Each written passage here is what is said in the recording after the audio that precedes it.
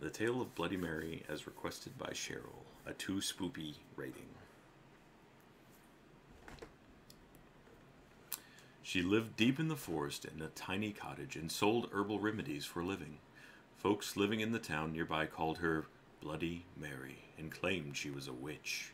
No one dared to cross the old crone for fear that their cows would go dry, their food stores rot away before winter, their children get sick of fever, or any number of terrible things that an angry witch could do to her neighbors.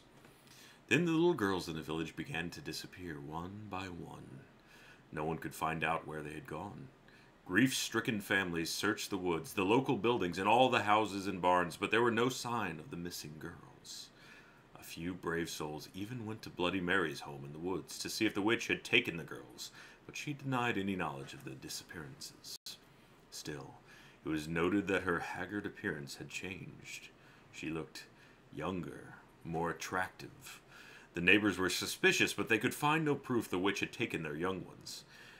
Then came the night when the daughter of Miller rose from her bed and walked outside, following an enchanted sound no one else could hear. The miller's wife had a toothache and was sitting up in the kitchen treating the tooth with an herbal remedy when her daughter left her house. She screamed for her husband and followed the girl out of the door. The miller came running in his nightshirt. Together they tried to restrain the girl, but she kept breaking away from them, heading out of town. The desperate cries of the miller and his wife woke the neighbors. They came to assist the frantic couple. Suddenly, a sharp-eyed farmer gave a shout and pointed towards a strange light at the very edge of the woods. A few townsmen followed him out into the field and saw Bloody Mary standing there beside a large oak tree, holding a magic wand that was pointed towards the miller's house. She was glowing with an unearthly light as she set her evil spell upon the miller's daughter. The townsmen grabbed their guns, their pitchforks, and ran towards the witch. When she heard the commotion, Bloody Mary broke off her spell and fled back into the woods. The far-sighted farmer had loaded his gun with silver bullets in case the witch ever came after his daughter. Now he took aim and shot at her.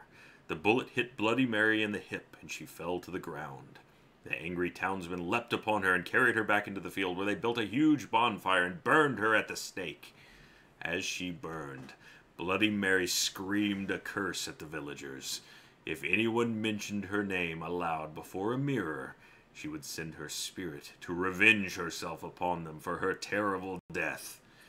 When she was dead, the villagers went to the house in the woods and found the unmarked graves of the little girls the evil witch had murdered.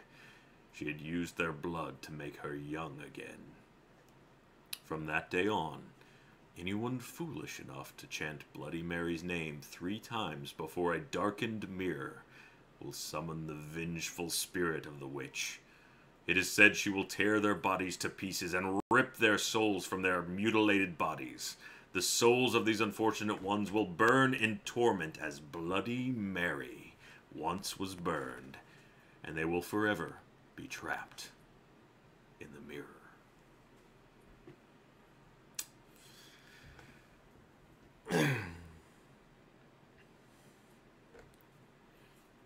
So that's the tale of Bloody Mary. So don't go say her name 3 times in the dark room in front of a mirror. I'm not saying she'll really jump out of the mirror and get you. But sometimes it's better not to hedge your bets. So thank you all so very much. It's been a wonderful stream. I really appreciate everybody dropping by, trying to terrify me. That was sweet. But I hope you all have a wonderful weekend. I'll be back Tuesday. Probably no Sunday stream this week. But anyway, thank you all so very much. Love you. Thanks for dropping by. Good night.